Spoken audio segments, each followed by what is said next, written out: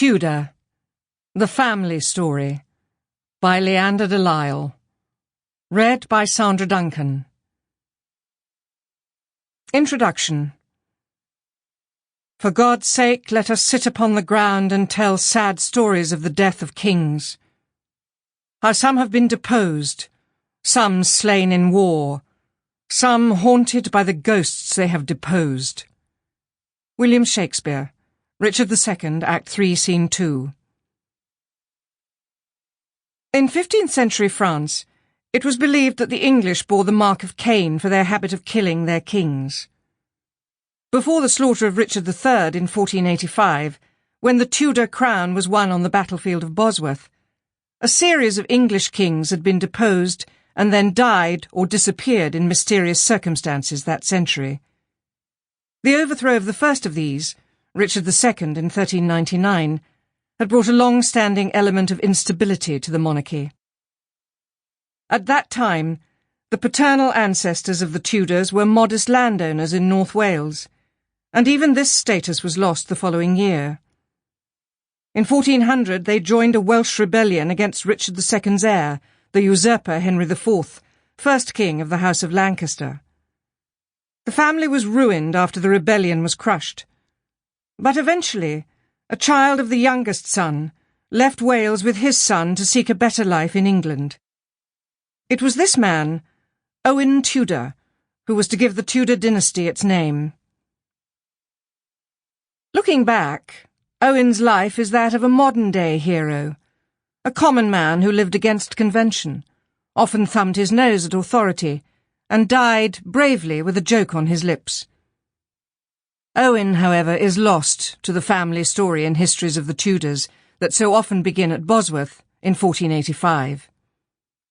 So is the remarkable life of Owen's daughter-in-law, Lady Margaret Beaufort, whose descent from the House of Lancaster provided the basis for her son Henry Tudor's royal claim. Indeed, his reign, as Henry VII, rarely merits more than a chapter or two before these Tudor histories propel us towards Henry VIII and the divorce from Catherine of Aragon. Written by the children of the Reformation has become where the story of the real Tudors begins. But the Tudors were the children of an earlier period, and their preoccupations and myths were rooted in that past.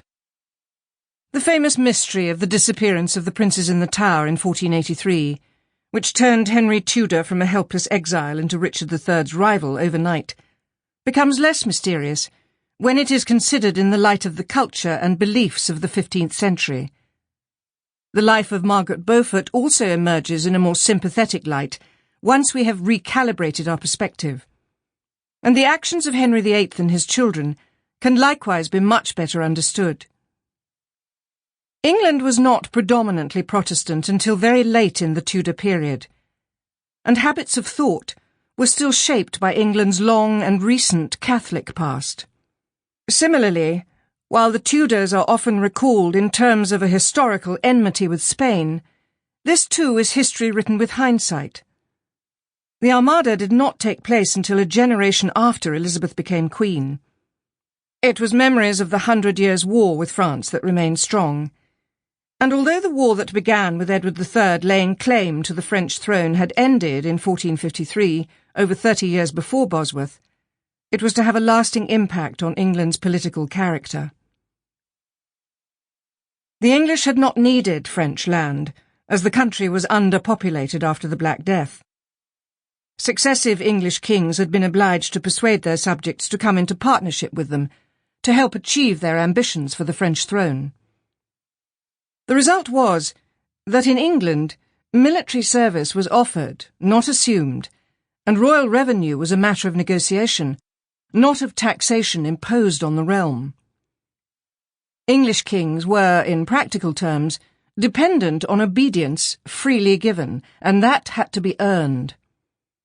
They had certain duties, such as ensuring peace, prosperity, harmony, and justice. If a crown was to be taken from an expected heir or an incumbent monarch, the perceived ability to restore harmony within the kingdom was particularly important, and kings were also supposed to maintain or even increase their landed inheritance. Sample complete. Ready to continue?